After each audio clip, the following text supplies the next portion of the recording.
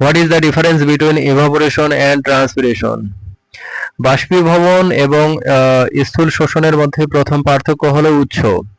The first difference between evaporation and transpiration is the source. বাষ্পীভবন জলের পৃষ্ঠ থেকে পানির বাষ্পে রূপান্তর।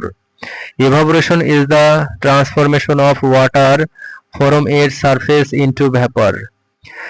স্থল শোষণ উদ্ভিদের মাধ্যমে পানির বাষ্পে রূপান্তর। Transpiration is the transformation of water into vapor through plants. বাষ্পীভবন এবং স্থল শোষণের দ্বিতীয় পার্থক্য হলো প্রক্রিয়া। The second difference between evaporation and transpiration is the process. বাষ্পীভবন প্রাকৃতিক শীতলন দ্বারা ঘটে। Evaporation occurs through natural cooling.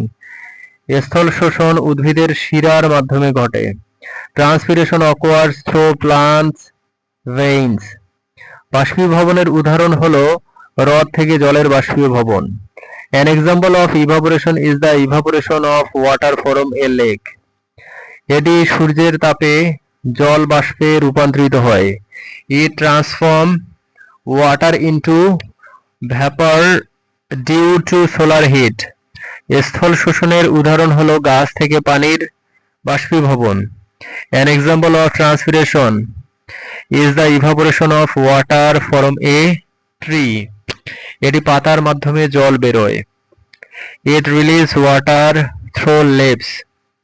বাষ্পীভবনের আরেক উদাহরণ হলো সমুদ্র থেকে জলীয় বাষ্প। Another example of evaporation is the water vapor from the sea. এটি বড় জলাশয়ে ঘটে। It occurs in large water bodies. স্থল শোষণের আরেক উদাহরণ হলো ফসল থেকে জল নির্গত। Another example of transpiration is water release from crops. এটি কৃষিক্ষেত্রে দেখা যায়। It is observed in agricultural fields. বাষ্পীভবন অজৈব কিন্তু স্থল শোষণ জৈব। Evaporation is inorganic while transpiration is organic. বাষ্পীভবন তাপ নির্ভর কিন্তু স্থল শোষণ উদ্ভিদ নির্ভর। Evaporation depends on heat while transpiration depends on plants.